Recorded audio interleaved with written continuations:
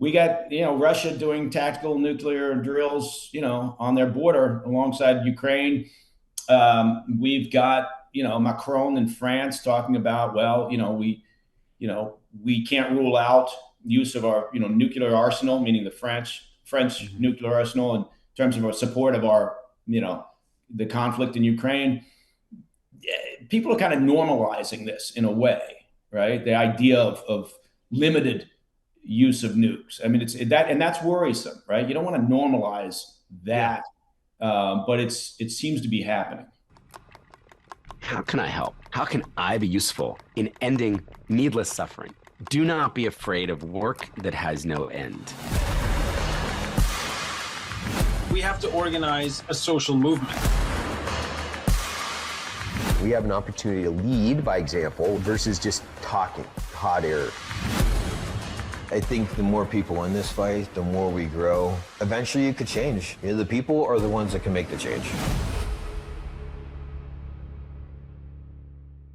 Welcome back to Change Agents, an Ironclad original presented by Montana Knife Company. Today, we are talking about the connection between Iran, Russia, and China, and what their relationships could mean for the state of the world and the security of the United States. My guest to help work through these issues is Mike Baker. Mike spent nearly 20 years as a CIA covert field operations officer who took part in counterterrorism, counter-narcotics, and counterinsurgency operations across the globe. He's the CEO of the Portman Square Group, a global investigations and strategic communications company, and is the host of the show Black Files Declassified on the Discovery Channel and the President's Daily Brief podcast, which recently launched its new Weekend Special Edition interview series. He's also the author of the book Company Rules, or Everything I Know About Business I Learned from the CIA.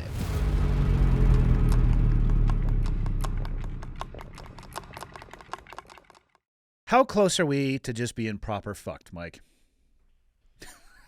Well, it depends on your definition of properly fucked. I guess But that's true. yeah, uh, look, it is. We are in a more sensitive time right now than certainly in recent modern times that we can recall. We've always had like an issue, a major global crisis of some sort brewing or kicking off.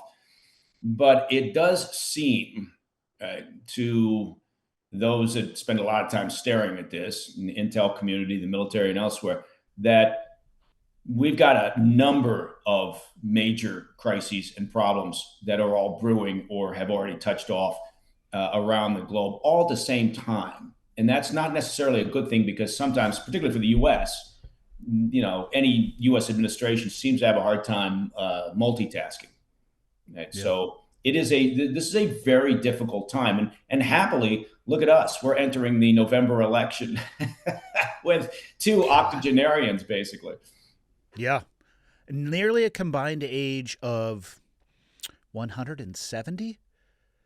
Yeah, yeah. I mean, Yes. what's going on? And we've got what, 330 plus million people in this country. Yeah. And And yep. look, I'm not taking a political side one way or the other. I'm just saying 330 plus million people, and we've got these two candidates facing off against each other. It's interesting. I just find that part of it interesting. Don't get me wrong. I do like, if I, picking a side, it won't surprise anybody. I'm basically a centrist Republican. I I like would say fiscal same. Yeah. responsibility. I don't think anybody's fiscally responsible anymore, but national security issues, border control, all those things, and then get the hell out of everything else, right? I think the Republican Party's problem is they can't help themselves, right? They want to be abortion as an issue. Well, talk about a quick way to lose an election, Yeah. right? The Republicans have done the two things that are guaranteed to get Democrats out to vote. One is to make abortion front and center, and the other, well, is President Trump, having him as the candidate. Those two items are the two things that will, without a doubt, get a strong result from the Democrats. But hey, Republicans always tend to shoot themselves in the foot. So I'm not putting any money in one way or the other on this one. I think it's going to be closer than people imagine. I think so too. Going back to something you said about things going on in the world, call them for lack of a better term in comparison to the U.S. Axis powers. Do you think they coordinate with the things going on, or do you think sometimes in the world things just happen and they can build with their own natural momentum, or maybe even a combination of both? Yeah, at times I think it's a combination of both. Certainly, when you look at Iran and you look at Hamas, right? I mean, Iran is Hamas's paymaster, and the same with Hezbollah, the Houthis, Islamic Jihad. Look, that's what they did. Iranian regime built a belt of proxies, right, around Israel, basically, right. And so when something happens related to Hezbollah or the Houthis or Hamas, you're right. It's not individual. It is a coordinated. It is a connected effort that feeds back to the Iranian regime. And then you look at China and you look at North Korea, and sometimes they can act in concert because North Korea tends not to want to do anything that gets sideways with China because of the importance that they play in the leadership of Kim Jong-un. Certainly, it's becoming more connected, right? The relationship between Russia and China, and then kind of below that, the tier two relationship of those with Iran and North Korea is extremely troubling, right? And the Ukraine conflict, kind of puts that front and center because, frankly, Putin couldn't continue this adventurism of this invasion, without China's support at this stage of the game, right? Certainly, he's benefiting from weapons and drones from Iran and munitions from North Korea. But now we've got intel that China has been providing actual military hardware as opposed to just the economic assistance, which has been very important. So yeah, you've raised a really important point. The world is shrinking. It's more interconnected than people imagine. Yes, sometimes things can happen independently, from anything else. It's just the way it works. The crisis in Haiti right now, with the gang violence in Port-au-Prince, that's sort of an isolated, boom, it flares up, and now we got an issue there. But for the most part, the world is much more interconnected than people imagine. How do you think the death of the president in Iran is going to play out or have an impact in this? Also, what are your thoughts? So I've heard a few things across the old internet that perhaps, the helicopter.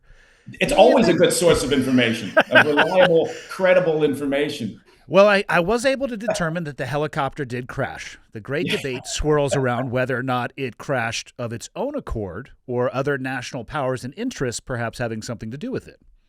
Yeah, I saw the same things. The conspiracy that came out immediately. Was it Mossad? Was it the CIA that brought down Raisi's helicopter? And look, the combination of the fact that they were flying an ancient platform, I think, Da Vinci himself designed that Bell 212 helicopter, and the weather and the terrain, that area up along there, that northern portion of Iran near the Azerbaijan border is a pretty brutal place regardless. But when you layer in the awful weather that they had, and the age of that asset that they were flying, I'm not buying the conspiracy theories about it was brought down. And in fact, the Iranian regime itself came out over the past 48 hours and said that their preliminary investigations showed no sign of outside interference or attack on the helicopter.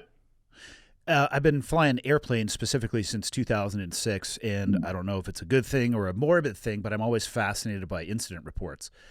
And more often than not, the aircraft is functioning as designed perfectly while a human being flies it directly into terrain, CFIT, controlled flight into terrain. I mean, let's be honest. I mean, Kobe Bryant died in a modern era helicopter that went from visual flight conditions to instrument flight conditions and impacted terrain. It's almost always human error. Yeah, absolutely. And I suspect that had something to do with this as well, the quality of the training and experience that the Iranian Air Force has. You would like to think that if they're flying, because it was Raisi, the president, it was the foreign minister, Abdullahian, and it was 4 or 5 others in there, including the regional governor.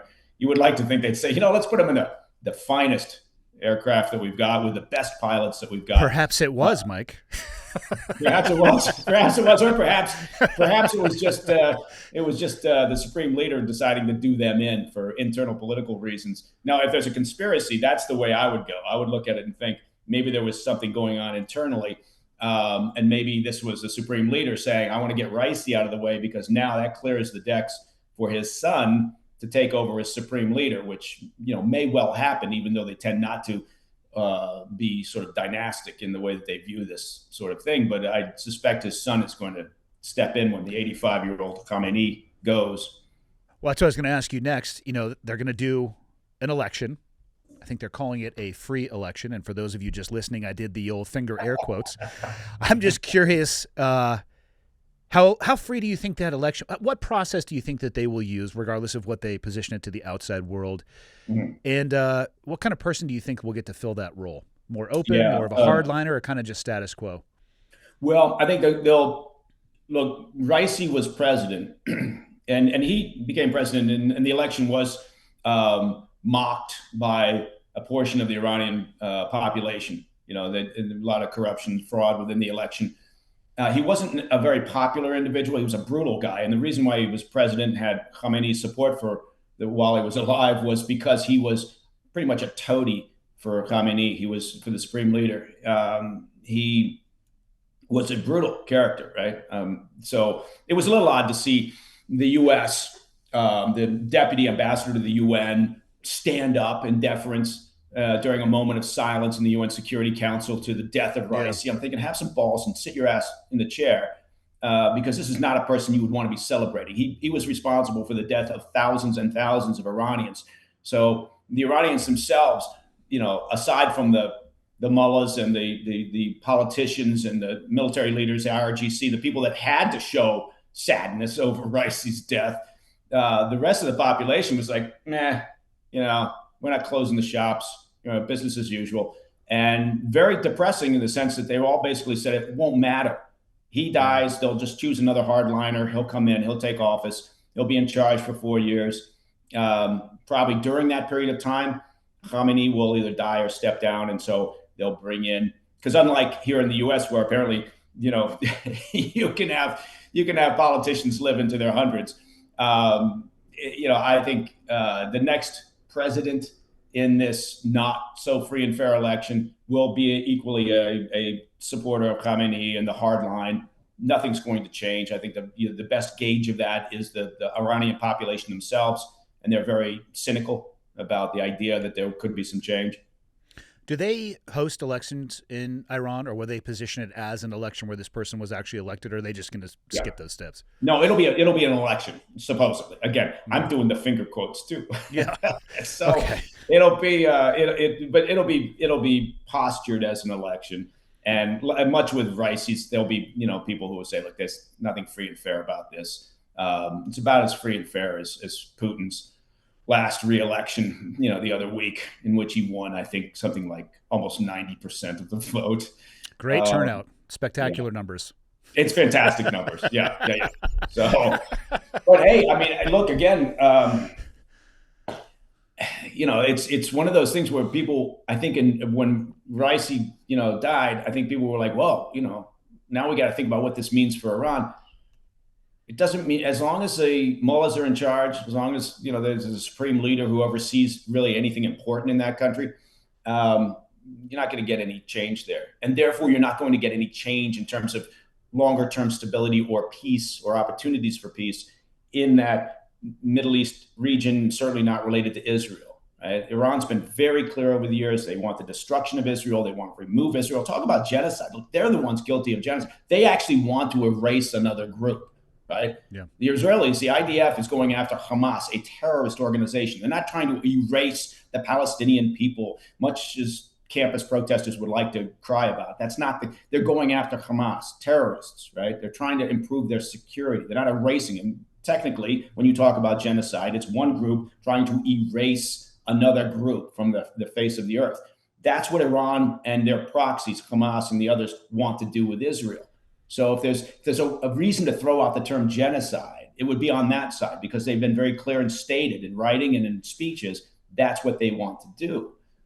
I don't want to get mixed up in wordsmithing here, but I'm always fascinated when gormless teenagers protesting on campus just buy into this ridiculous narrative spread by students for Palestinian justice, or the various groups that are out there influencing these things. Boy, I disappeared down a rabbit hole, didn't I? I mean, they're all around us. They're all around us. I'm sure Yeah. we'll find some more. I hope we find some more. Does the shift in president, does it change your concerns at all, or think maybe perhaps people in the government from a nuclear perspective with Iran? No, I think because again, that's a matter for the supreme leader. Yeah. So you've got consistency there. And look, the IRGC is over the years has become more and more and more important, right? And so there is a possibility if there's going to be any change in how sort of the leadership structure exists in Iran, it could be the IRGC playing more of a role in putting a person in place as the president. But I don't think that's time yet. I could see a day when the IRGC basically controls everything, because they certainly have their fingers in any major part of the economy, and they've been enriching themselves for decades in that manner. But for now, I think they'll just get on with an election. They'll put a toady in there who's loyal to Khamenei, and they'll continue along the way. The nuclear issue is massively serious, because for years they've been working their way towards that. Even though people like to think, well, if the previous administration hadn't dumped the nuclear agreement that we had that Obama put in place in 2015, but that's not the case. They were still marching their way towards a weaponized nuclear, capability. And so I don't think that's going to change. They're very close to, breakout at this point. And that goes hand in hand with their ballistic missile technology and capability and improvement in that area. So I think that's a problem, and it's a problem in part because, and we also see that with the Saudis, and the Saudis trying to,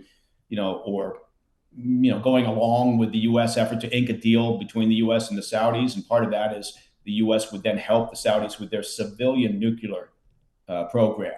Well, that in part is because the Saudis are thinking, look, if the Iranians break out and say suddenly we've got the bomb, the Saudis are going to be right behind them. They're not going to allow Iran to have that without the Saudis having that capability.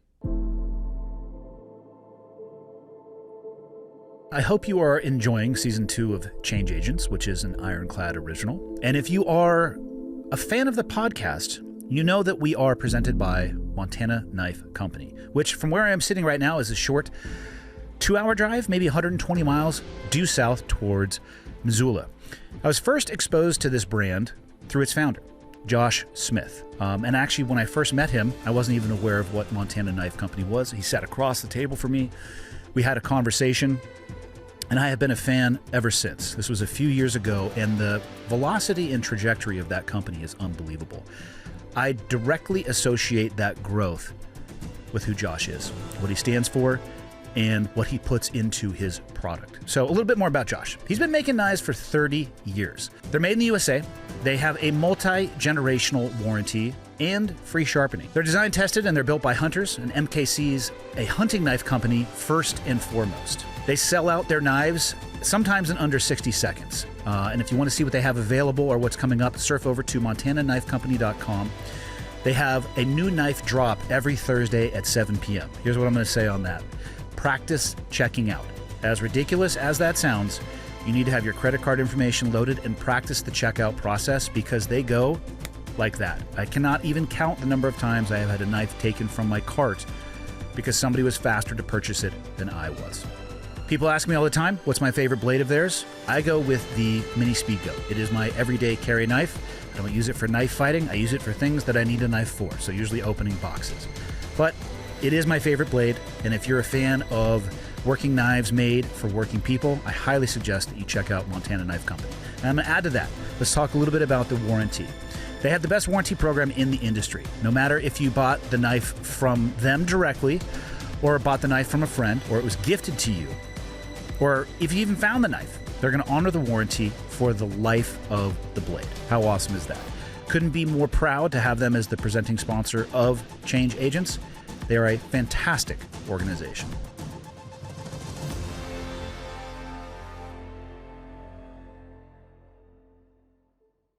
Do you think those two would ever launch against each other if they both had capability? Yeah, great question. Look, never say never. Could you have a regional flare up like that? I think I it's mean, probably more than a that'd be flare a up. It's Jacob's probably more ladder. than a flare up, isn't it? They start launching nukes. I was going to say that's a Jacob ladder straight to hell right there. It's like, well, Yeah. they launched one, so we have to launch one, and maybe we just burn the Earth to toast. Yeah. Yeah. I mean, I could. That is a scenario that's got to be gamed out. So yeah, and look, and again, we got Russia doing tactical nuclear drills, on their border alongside Ukraine. We've got Macron in France talking about, well, we can't rule out use of our nuclear arsenal, meaning the French nuclear arsenal, in terms of our support of our the conflict in Ukraine. People are kind of normalizing this in a way, right? The idea of limited use of nukes. I mean, it's that, and that's worrisome, right? You don't want to normalize that, but it seems to be happening. It would impact every organism on the planet. There's we regionally struck with our nuclear weapon. Oh, Yeah. Okay, yeah, because I'm sure the borders that we made up on our maps as Homo sapiens are going to contain all of that fallout, or the impact that it would have on the world. Yeah, yeah. There's certainly no, you don't have to worry about the jet stream or anything else like that. No, I know it is, and people game these things out. Look, China and Japan, South Korea just met. They had an agreement, they came out with a joint statement within the past 48 hours, talking about the importance of denuking the Korean Peninsula. And that pissed off North Korea. North Korea is upset because they I think they're a little miffed that China sat down and engaged in these conversations with Japan and South Korea. So what does North Korea do? They put out a statement blasting this provocation, which is unusual because normally they don't like to get sideways with China. And then they fire up another ballistic missile. The North Koreans do, trying to launch another spy satellite. It didn't work. The missile failed. They've got mixed results in that regard. But that's why I'm kind of going back to the very beginning of this conversation. There's a lot happening in the world. Yeah. And it doesn't mean that people should hide in their foxholes and not get busy living, but they should at least pay attention and be aware of where the various conflicts are and why they're happening. I'm always surprised when people are incurious about what's going on around the globe. I think for most people, their world exists to the limit of their vision in their day-to-day life, and I think they interface with an international world through a device. And I mean, I've personally have traveled enough to realize that you can kind of get a snapshot, but you don't really get the flavor or understanding of what's going on in other regions until you spend time there. Mm-hmm. But I think that's most people's perspective on the world and life. It's like I can see to the horizon, and that's where it begins and ends for me. Yeah, I mean, I think that's and you know what? To be fair, also, look, people are just trying to take care of their families, put food on the table, keep their job, find a job, whatever. So that immediate orbit around everybody can be pretty busy, and so I get it. It does make sense. It's just it's a pretty small place now, and things happen, and you want to kind of understand. And also, it's incumbent. If you're in the U.S. and you're getting ready, you're going to be voting in November, then you'd like to think the electorate is educating themselves about, okay, who do I want leading this country in terms of foreign policy and national security. That's a valid issue. To some. Yeah. Okay, fair enough. Fine. All right. I'll quit banging on. Wait, it's me climbing off my soapbox. What do you make of the attempted drone strike from Iran to Israel? Yeah, that was a well choreographed little effort, and by that I mean it was clear that Iran felt the need to save face and to demonstrate strength to certainly to their proxies. People were talking about how they have to show their population strength. They have to show that they're, what? Honestly, this is my opinion, but the Iranian population doesn't give a shit for the most part, right? They just want a better life. They want a better economy. They want some freedoms, right? But it was important for the Iranian regime to show strength to their proxies, right? For sure, that they've built up and spend all their time resourcing and training. They cleared the airspace, with Jordan, Saudis, to say, look, we're going to be launching a series of missiles and drones. And so they knew that that intel was going to be passed along to the U.S. and to Israel. So this was a choreographed effort to do just enough, right, to call it quits. Right? They wanted to draw a line under it after that, I believe, right, because they can't win a war that involves the U.S. Right?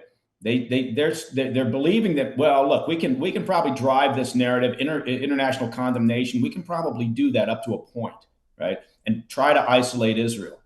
But if there's an actual conflict involving Iran, they know that that's not going to hold, and the U.S. and our allies will step in. They can't win that war, and the mullahs are no different than Putin or Xi in China.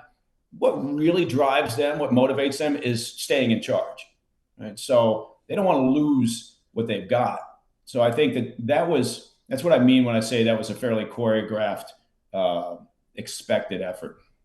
How do they pitch the results to their people? And by that, I mean 0% of the drones were actually effective.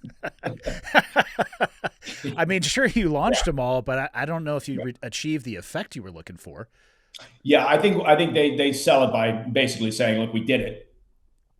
And they also, look, they can control a lot of the information that's within Iran. So, within Iran, the story wasn't none of the drones worked, things failed. It was, we, showed a massive show of strength, look at all this, look what we did. And whether they manufactured disinformation about the success of it all, or just didn't bother with that part, just said, this is what we did. That information control is very helpful to the Iranian regime, and certainly, other locations, China, Russia, in terms of being able to drive the narrative and control the story. Yeah. I've seen some reports that Iran is actually purportedly supplying Russia with glide bombs for their war in the Ukraine. Have you heard anything about that? And also, what is a glide bomb? Is it literally what it sounds like? Yeah, there's iterations of it. There's versions. So I haven't, be honest with you, I haven't seen that story. I've been following the manufacturer of drones and the Iranian drone industry, which is fairly advanced at this point. I've been following that more. I wouldn't surprise me if they're providing a variety of munitions and hardware. I think for the most part, the bigger issue we have is, this is going to sound odd, but it's not so much the delivery of hardware to Putin. It's the other actions that these countries take, including branching out, including India, Brazil, in terms of how they allow Russia to beat the sanctions by assisting the economy. So yes, the munitions, the hardware is important, right? But more important is, can Russia sell oil? Right, as an example, can they beat the sanctions? And to be honest, the sanctions against Russia, even at this point, aren't as tough or anywhere near as aggressive as they should be. And a lot of that oil that gets refined in places like India that comes from Russia, the U.S. ends up buying, which is insane, right? So you would think we would have locked it down by now, more than 2 years into the war, but we haven't. So that's, and China, again, has been at the top of that heap in terms of the disappointing element. Not that it's unexpected, but China allows Russia to maintain their economy, as do these others, by purchase of energy. And that's the bigger issue, right? Because, can they resupply? Can they retool their factories internally in Russia? Yeah, and look, but not to say again that the supply of hardware from Iran and North Korea isn't important. It's just what we should have been worried about and more focused on over the past 2 years is trying to lock down Russia's energy. If Putin can't sell oil at a decent price, he's screwed. Yeah, I was going to say, it prevents him from doing those things like retooling or making advancements that he would need to. Absolutely. He's been able to restock the warehouses and resupply as a result of what China and the others are doing to allow him to beat the sanctions on energy. And ultimately, that's where we should, again, have focused, because that would have been the most efficient way to get him to the table to say, okay, look, maybe I'm not going to give up all the territory that I started this invasion with, but I'm not going to sit here and act. I mean, he's acting as if he's the great peacemaker. He's saying, I'm willing to come to the table. I'm willing to talk peace. Well, he's only willing to talk peace on his terms because he's making advances, right? He's now controlling about 20% of Ukraine's territory, making inroads up northeast and around the Kharkiv area. And if, of course he's willing to act like he wants peace, right? Because he knows that Zelensky, right? How can Zelensky possibly sell the idea after 2 years of this nightmare to his population that, yeah, we're going to settle for peace, on Putin's terms?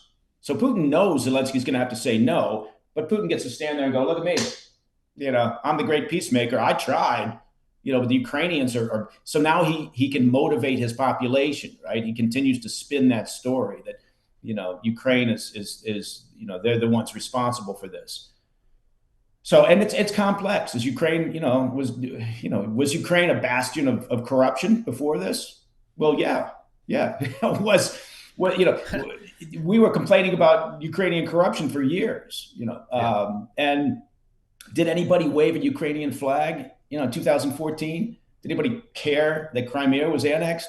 That he's had soldiers in Eastern Ukraine? Nobody gave a shit, right? So it's more complex than just them good, them bad. Putin's bad, don't get me wrong. But, because the sound bites have to be 3.5 minutes long, usually on the news, you get this bizarre version of things, right? Yeah. And so at the outset, we should have said, we're gonna support Ukraine because Putin's in the wrong here. And, we want to support, the further push of democracy. We want that to be a good thing, but we're going to be incredibly focused on how that money gets spent.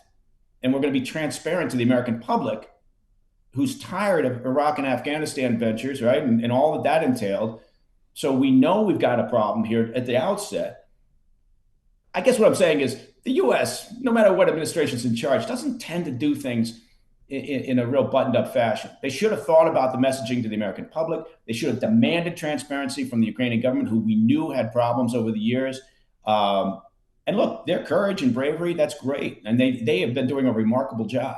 But I'm just saying there were ways to handle this that were probably a little bit more sophisticated than what we did. I was jumped a few years ago at a gas station. What are some easy to use self-defense techniques?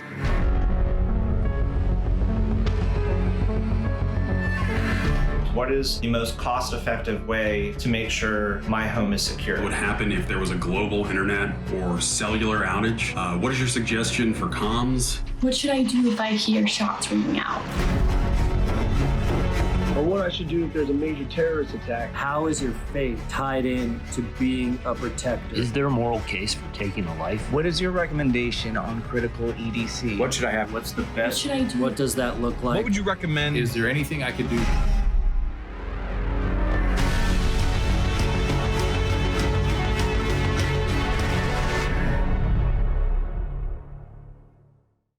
I agree with you. And we also had just exited nearly 20 years of sustained kinetic conflict in Iraq and Afghanistan. Iraq is a goddamn doctoral thesis on shit that could have been done better, to include messaging, delivery to American public, determining that, yes, the original information that we had, leaving whether or not there was malicious intent or financial gain out of it, it could have been done better. And we literally turned right back around inside of a decade, and it seems as if we haven't learned many of the lessons that were pretty much screaming us right in the face.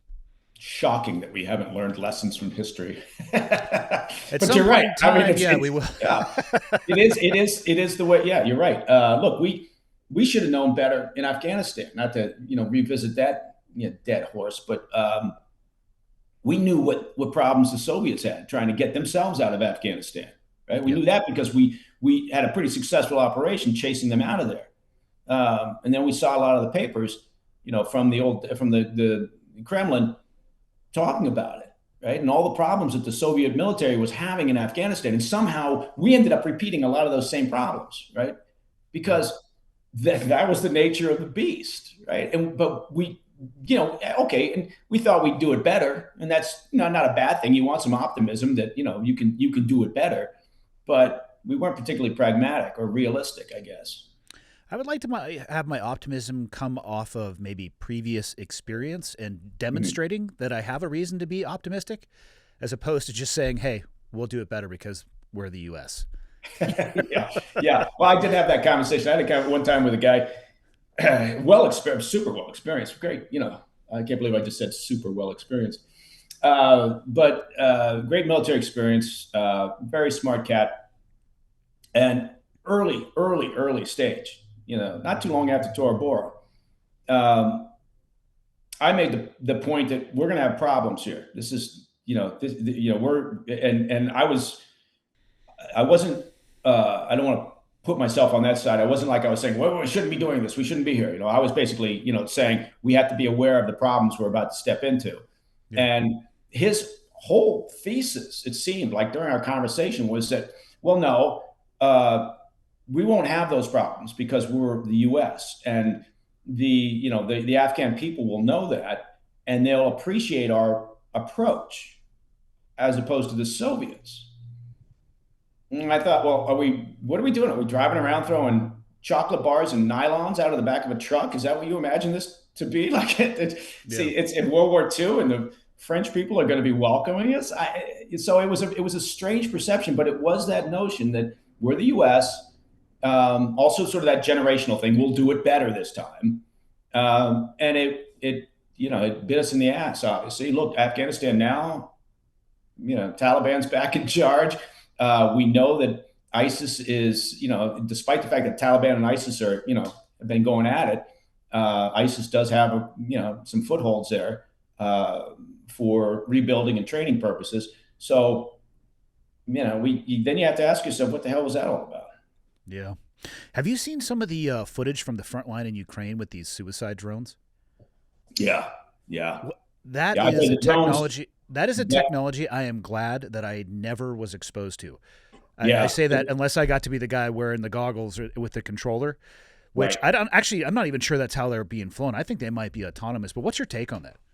Yeah, it's a combination of both, but a lot of them have operators, and the operators are, bunkered down, and it's not, it's a little bit different than like a Reaper or something where, the operators are, significantly out of the combat zone.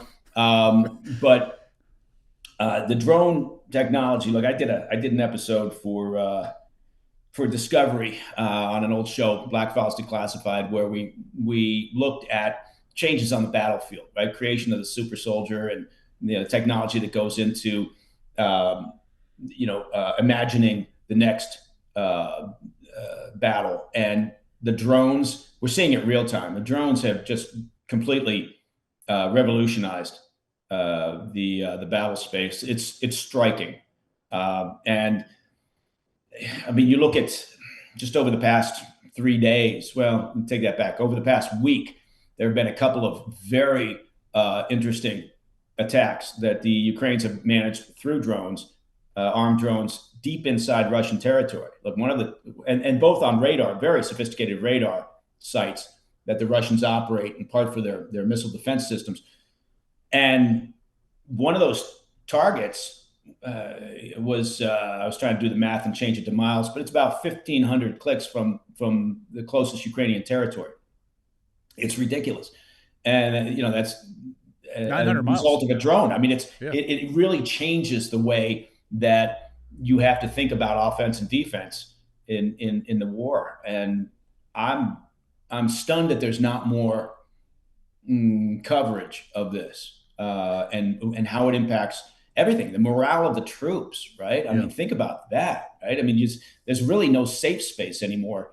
Whether it's the front lines or in the back, it's just no place that is considered particularly safe.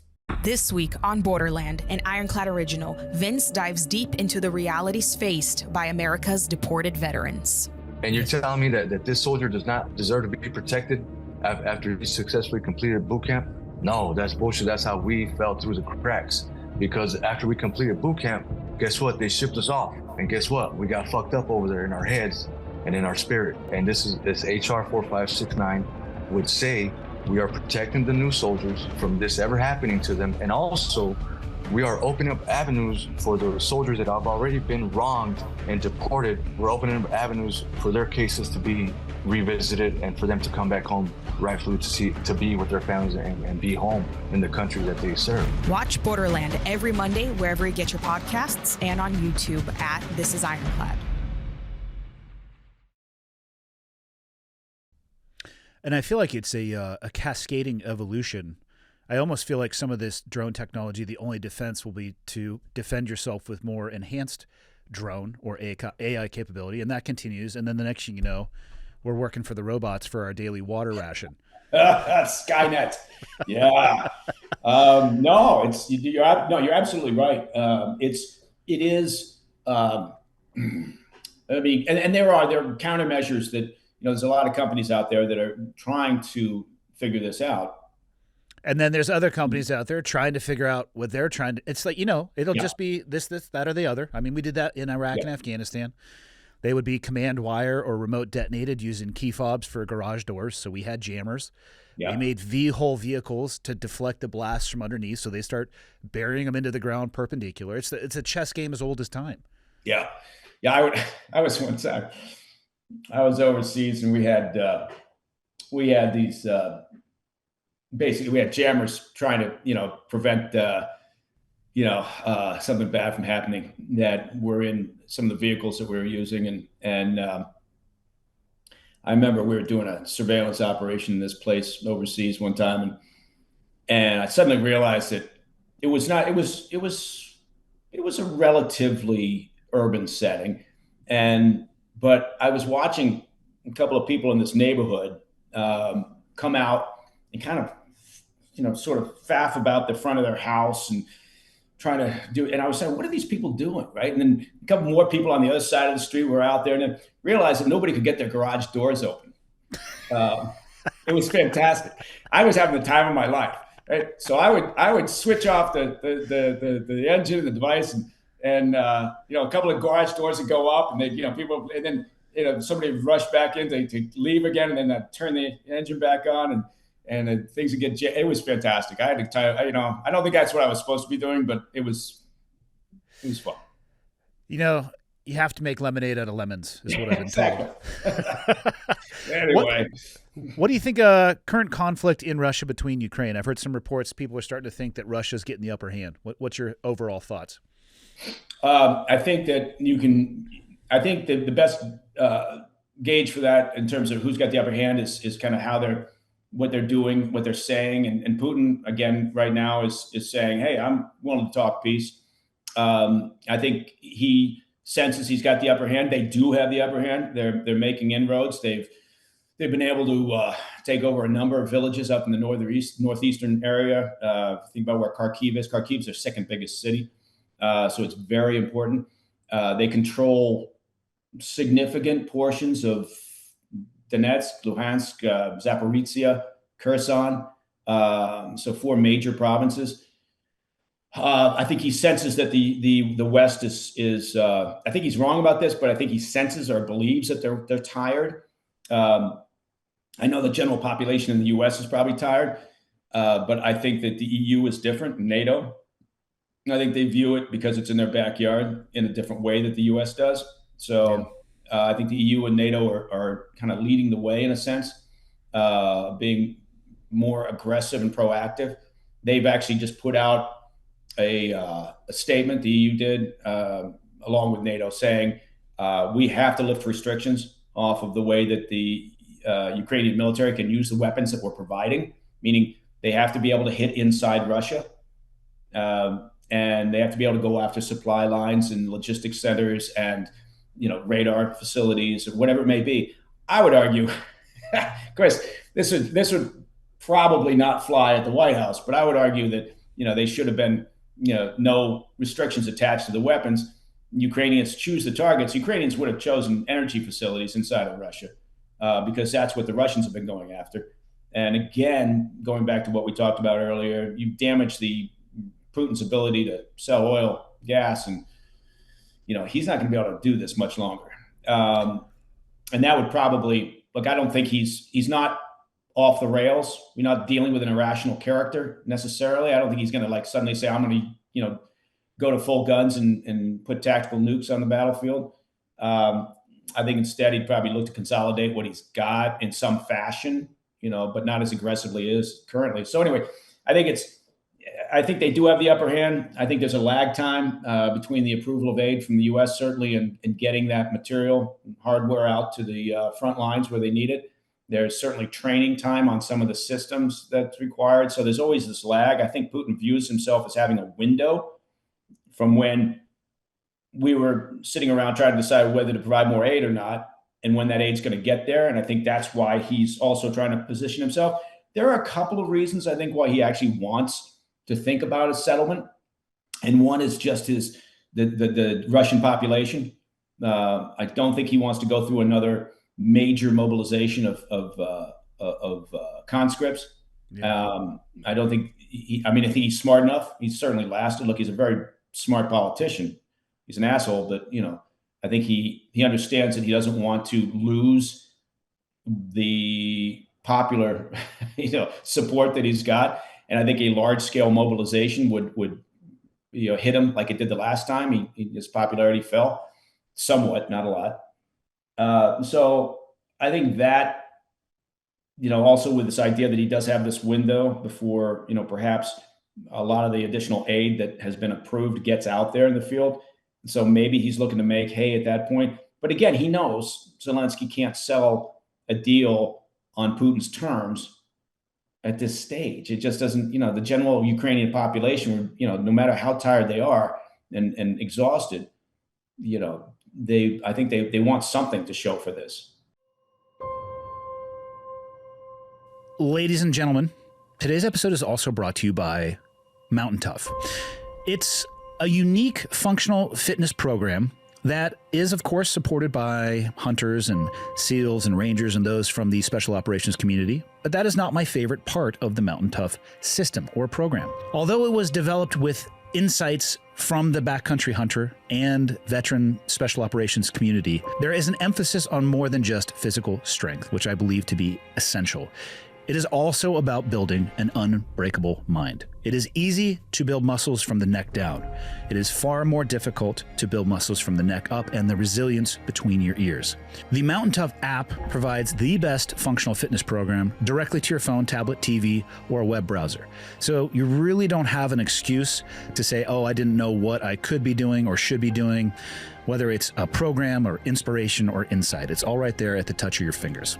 Some of you might be saying, well, I'm not an ex-special operations personnel. I'm also not a backcountry hunter. That's okay. For those of you who might not start out as an elite athlete, but you want to improve wherever you may be, Mountain Tough is determined to push everybody's limits. And they're going to meet you where you are with thoughtful programming, helping you achieve elite status through progressive fitness focusing on longevity, injury prevention, and holistic development. It's a story arc from wherever you are, getting as close to elite as could possibly be. So what are you waiting for? You can join the global Mountain Tough community right now. A community of people transforming their lives, bodies, and minds. Download the Mountain Tough app today and start training to always be ready for whatever it is you're trying to be ready for the backcountry, for the mission, or just life's unexpected challenges. Because when it comes to being prepared, there's no excuse to not start now. You can use the code CHANGE, which I'm looking at all capital letters, one word, at mountaintough.com on the monthly plan to get your first month absolutely free after your 14-day free trial. That's 6 weeks free to dive in, test the waters, the programming, and make sure it's actually for you. What are you waiting for? You can change your life today. Be ready for the mountains, the mission, and just life in general.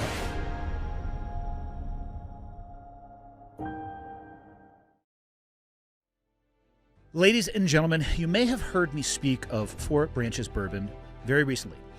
This brand is more than just a bourbon company. They are building a community.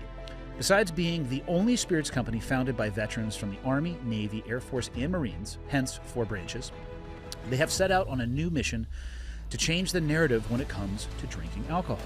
They fully support drinking responsibly, but their trademark message takes it to the next level with serve honorably, drink honorably. In just 9 short months, they have been able to help raise over $225,000 for multiple charities and will continue to support the veteran and first responder communities with their actions. Lastly, and most importantly, they asked me to remind you, don't drink to forget, but let's sip to remember. You can use the code IRONCLAD10 for a 10% discount when ordering online at 4branches.com. Again, that code was IRONCLAD10, all one word, all uppercase the way I'm looking at it. And their website is 4branches.com.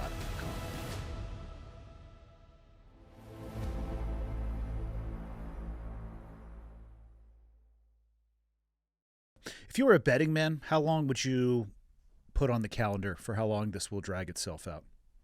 Their new defense chief is, he's a hardliner, even though doesn't have any military experience. I think this thing drags on for, probably another year or so. I think it becomes more, not so much a hardware issue as a manpower issue.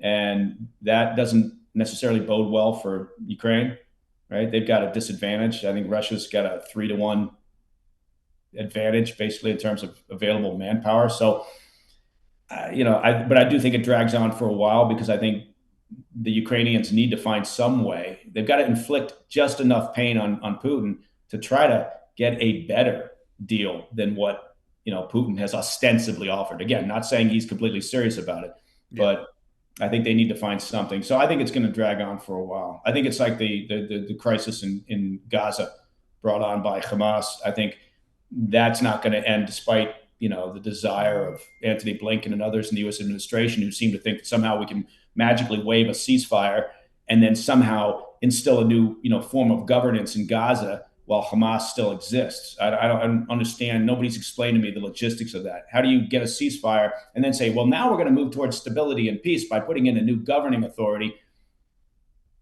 Hamas still exists, right? They're reconstituting even up north. We can't. The view here is you can't get rid of them, right? It's not a zero-sum game. So Israel was speaking in sort of a dramatic way when they said we're going to destroy Hamas. What they should have said at the outset was we're going to destroy and degrade them sufficiently that they can never come back and be in charge in Gaza. That's actually achievable.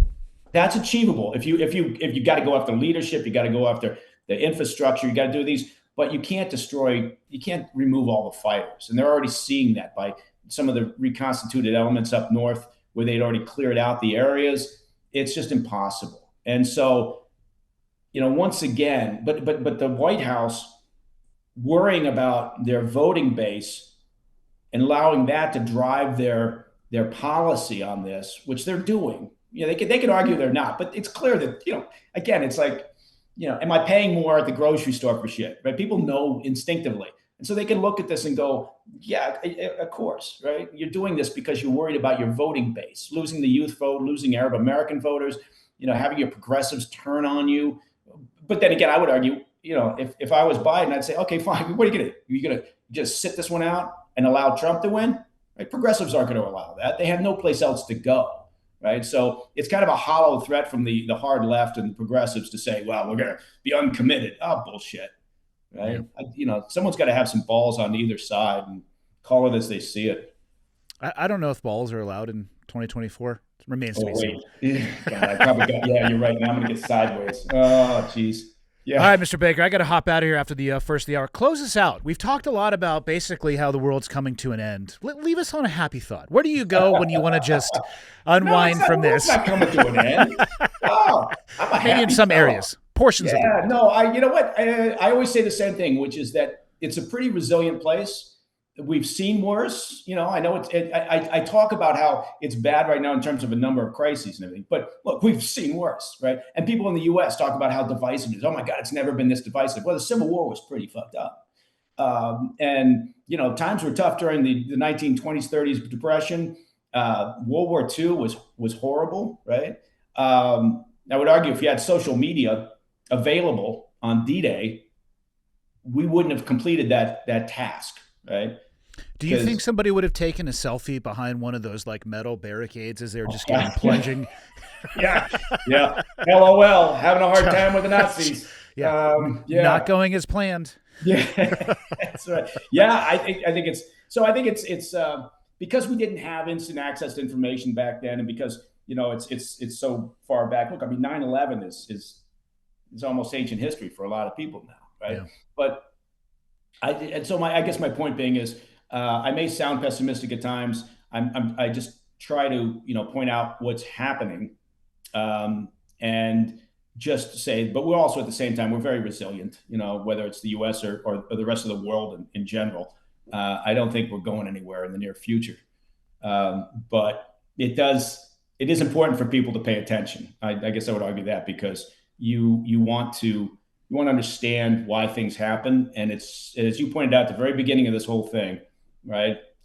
Things can be coordinated, or things can be connected. And as the world shrinks, what happens over, across the globe impacts us, here in the US or wherever you happen to be at the time.